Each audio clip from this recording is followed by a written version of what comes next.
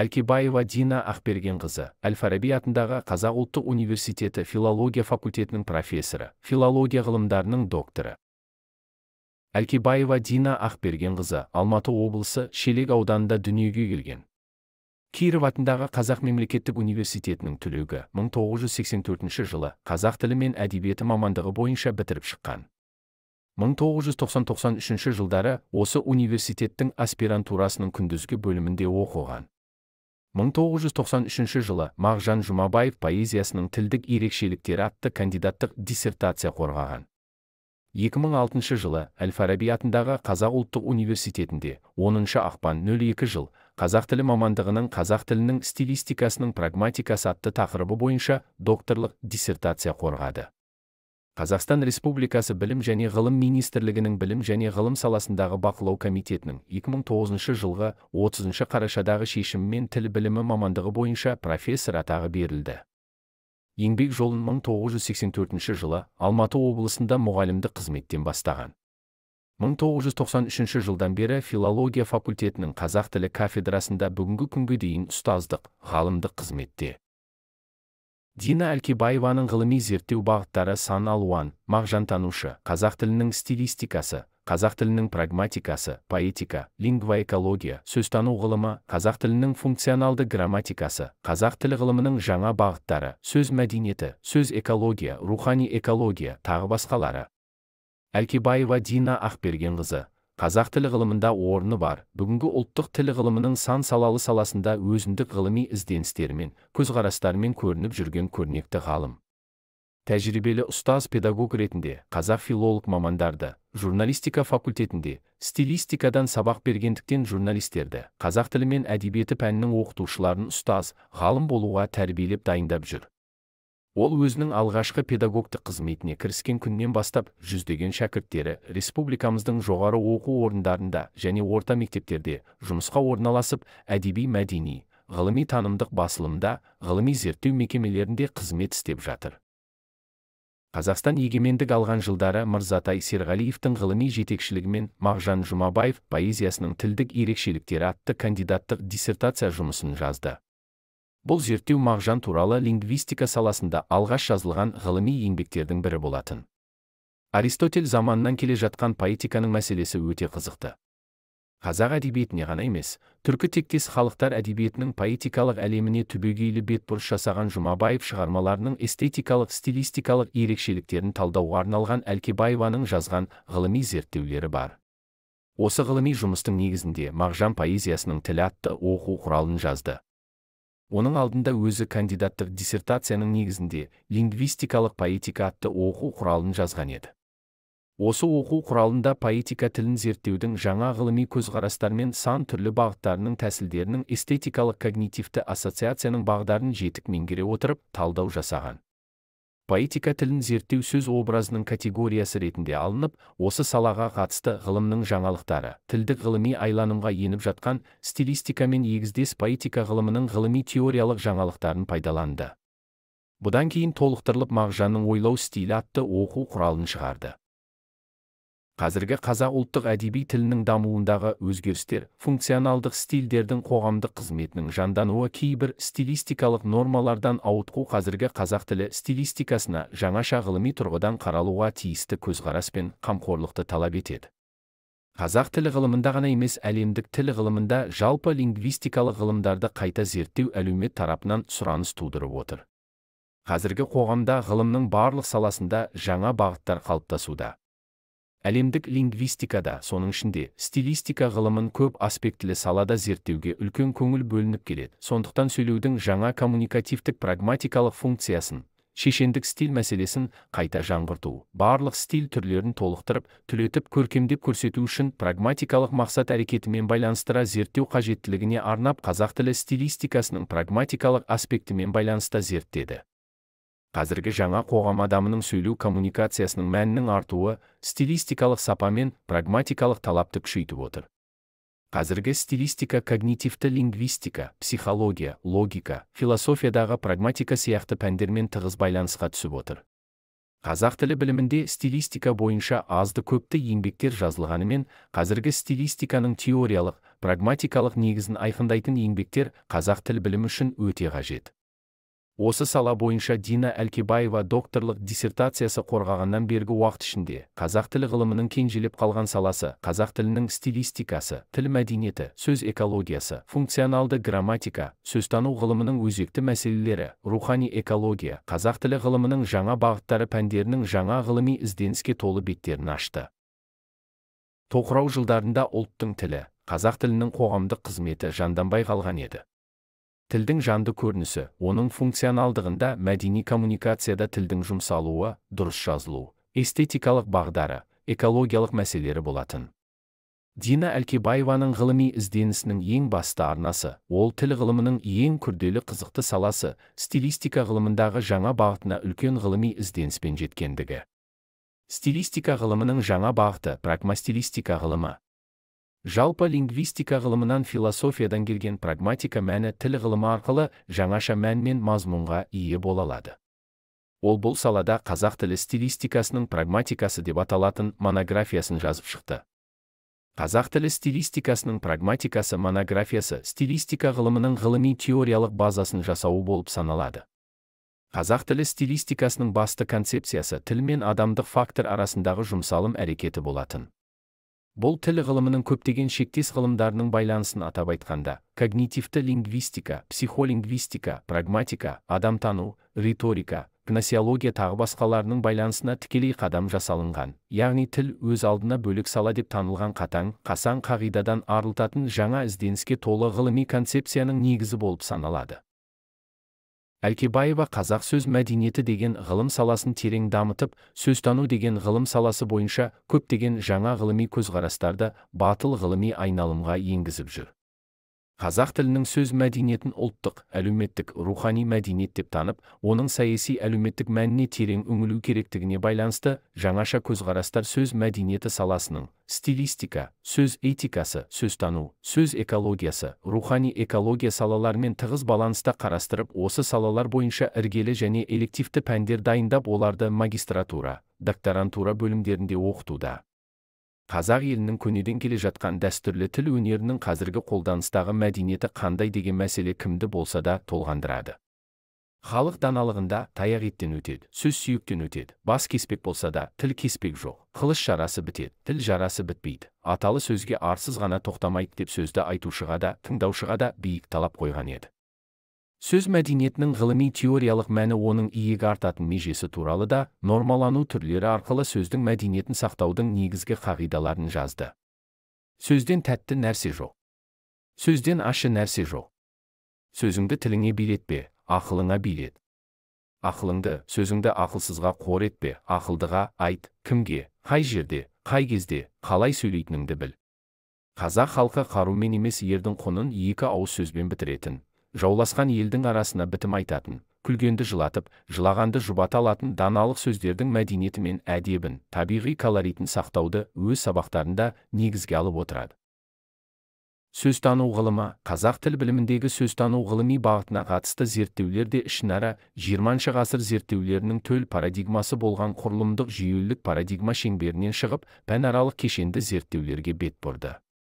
Осы саланың ғылыми теориялық негіздерін, терминологиялық аппараты, ғылыми концепциялары, сөз жанрлары, сөздің стратегиясы мен тактикасы, сөздің коммуникативті прагматикалық актісіндегі ерекшеліктер әлеуеттілігін көрсету маңыздылығы өте өзекті.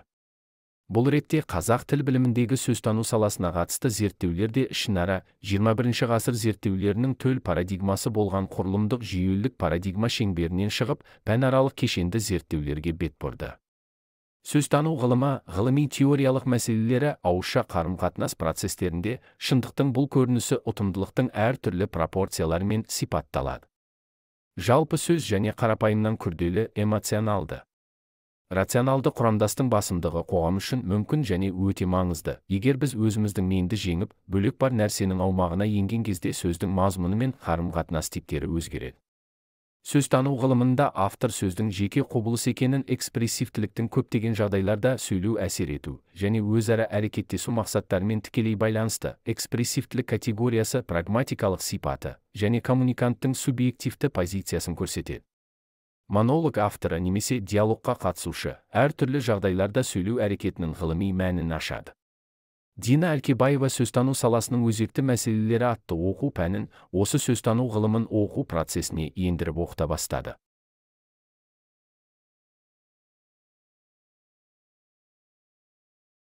Функционалды грамматиканың негізгі зерттейтін нысаны мен жалпы тіл ғылымындағы қарастыратын ғылыми концепцияларды тереңдетіп қарастыру қазақ тілі ғылымы үшін күн тәртібіне қойылғалы талай уақыт болған еді. Бұл салаға қатысты ғылыми негіз жасау қазақ тілі ғылымының алдында тұрған мәселе болатын. Осы салаға қатысты зерттелінбеген істер мен проблемалар өте көп еді. Қазақ тілі функционалды грамматикасының ғылыми зерттеу нысаны, ғылыми теориялық моделі, оның қарастыратын ұғымдар мен категорияларын туралы ғылыми негіздеме жасап, оны жинақтап, жүйелеп саралау, ғылыми теориялық мәселелерін тұрақтандырып, жалпы ғылыми теориясын жасау, практикалық мәнін ашу, мақсаты мен міндеттерін көрсету, оларды ғылыми айналымға ендіру, бүгінгі қазақ тілі ғылымының кезек күттірмейтін міндеттерінің бастылары болатын. Ғылыми жоба бойынша қазақ тілінің функционалды грамматикасы пәнін Қазақстан Республикасының жоғары оқу орындарына арналған оқу әдістемелік бағдарламалар, типтік бағдарлама, ғылыми жинақ пен оқу құралдарын оқулық шығару мақсатына арналған болатын. Осының нәтижесінде қазақ тілінің функционалды грамматикасы, оқу әдістемелік нұсқау, типтік бағдарлама, оқу әдістемелік кешен, қазақ тілінің функционалды грамматикасының өзекті мәселелері, ғылыми жинақ, қазақ тілінің функционалды грамматикасы оқу құралы, 2013, қазақ тілінің функционалды грамматикасы оқулық, 2019, іргелі пән, КРЖО-да оқытуға арналған соңғы жаңа технологияға сай конструктивтік, сындырлы тәсілмен жазылып шықты. Дина Әлкебаева қазақ тілінің функционалды грамматикасы саласы бойынша оқу әдістемелік жинақ, типтік бағдарлама, ғылыми жинақ, оқу құралы, оқулық жазып, осы пәнді іргелі пәндердің дәрежесіне жеткізіп, оқу процесіне ендірді. Дина Әлкебаева сөз мәдениеті кітабында сөз экологиясын оқу жүйесіне ендірген ғалым. Аяғында барлық ғылым әлемінде төңкерістер жүріп жатты. Соның бірі сөз экологиясы мәселесі. Тіл мен экологияның тоғысындағы мәселелер әлем лингвистерінің, әлеуметтанушы, мәдениеттанушы, тарихшы, антрополог, географ, эколог ғалымдардың зерттеу нысанының өзегіне айналды.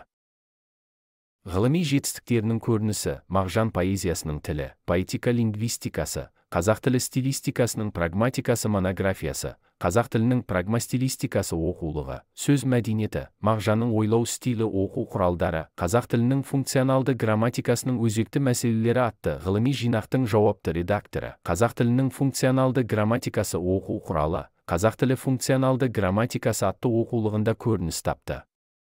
Қазақ тілінің функционалды грамматикасының басымдықтары, теориядан тәжірибеге дейін ғылыми жоба жетекшісі. Халықаралық және республикалық конференциялар мен симпозиумдарға, сондай-ақ ғылыми жобаларға қатысып отырады. Қазақстан Республикасының жоғары оқу орындарында бакалавриат пен магистранттарға және докторанттарға арналған қазақ тілі мен әдебиеті, филология мамандықтары бойынша МЖМБС-ның авторларының бірі. Бір ғылым кандидатын дайындаған, бір докторант қорғалды. Қазіргі уақытта бірнеше докторант дайындауда.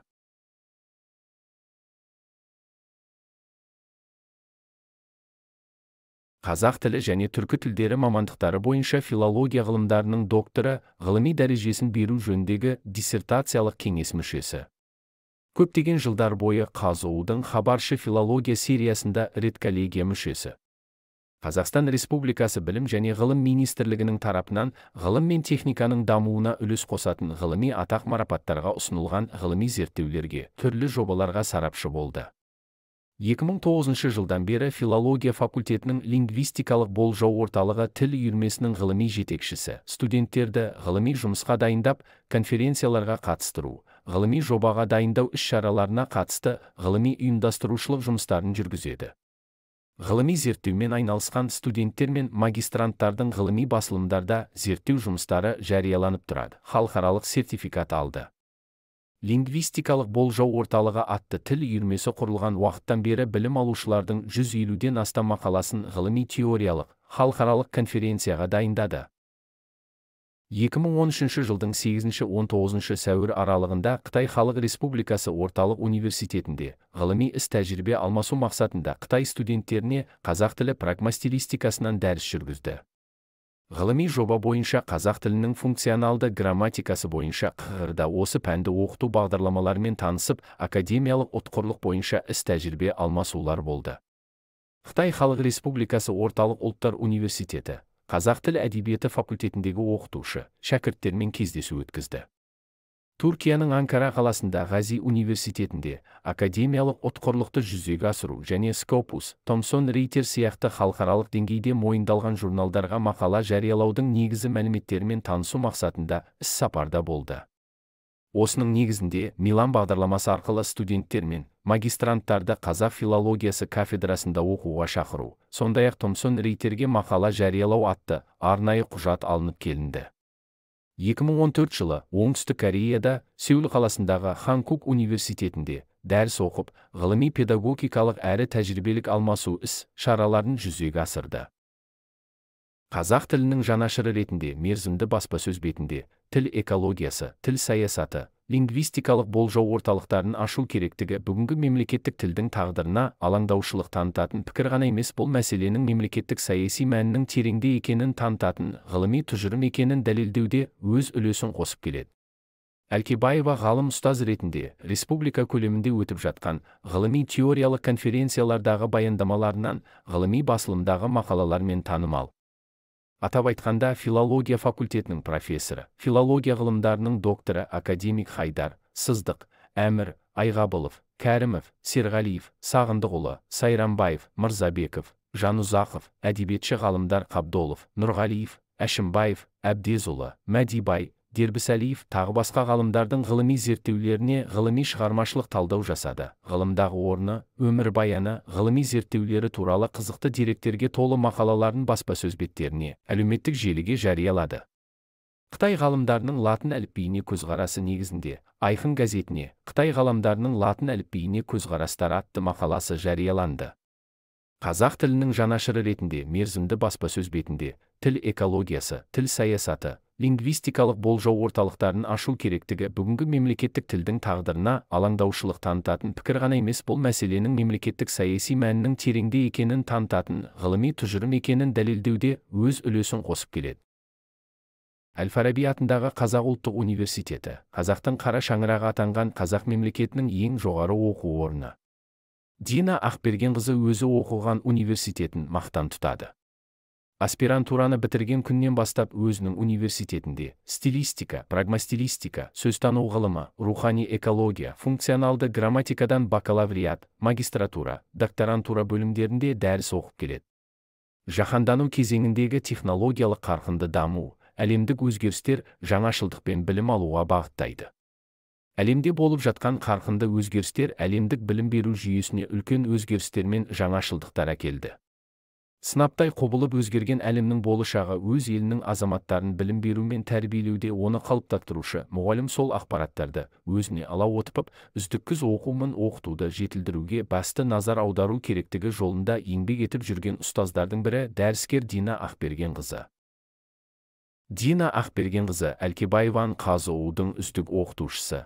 Қазақстан Республикасы Білім және Ғылыми министрінің тағайындауымен 2012 жылдың жоғары оқу орнының үздік оқытушысы атағының иегері атанды.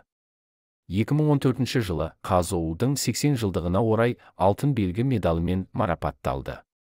2015 жылы Қазақстан Республикасы Білім және Ғылым министрлігінің тарапынан халықаралық тәуелсіз сарапшылардың жоғары оқу орындары арасындағы профессорлар арасында ғылыми еңбектерінің зерттеушілік ұстанымдары арасында рейтинг жүргізілген болатын. Сонда 30 профессорлар рейтингісі жоғары атаққа ие болды. Солардың ішінде қоғамдық ғылымдар саласы бойынша Дина Әлкебаева Ақбергенқызының есімі аталынды.